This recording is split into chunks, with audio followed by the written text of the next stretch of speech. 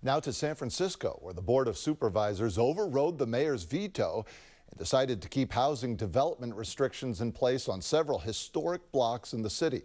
ABC 7 News reporter Luz Pena spoke to the president of the Board of Supervisors. Luz? That's right, JR. Supervisor Aaron Peskin sponsored the legislation and said they received hundreds of emails from San Franciscans who said they wanted to preserve the historic areas targeted in this legislation.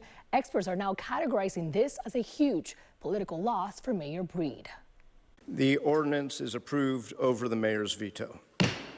In a historic vote, the San Francisco Board of Supervisors overturned Mayor Breed's veto of a controversial housing bill. San Francisco is such a special place, and it's grown for centuries, and it can continue to grow, but there's a right way to do it, and there's a wrong way to do it. This veto is technically putting the brakes on the construction of high-rise developments along the northeast waterfront and in Jackson Square, two historic areas in the city.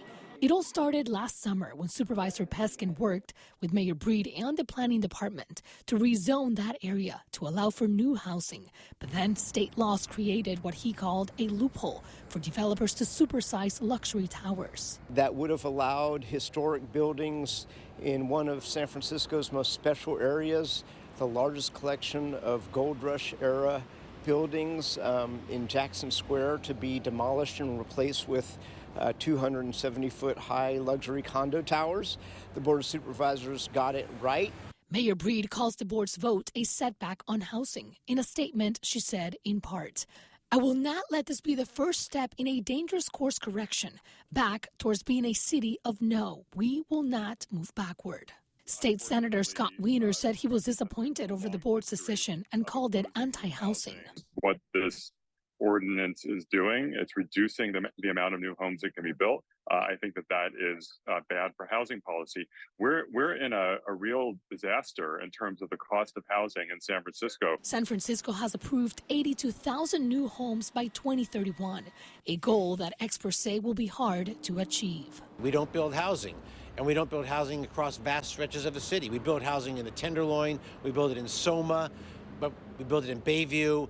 Vast stretches of the west side of the city, Pacific Heights, the Marina, we don't build any housing. That has to change.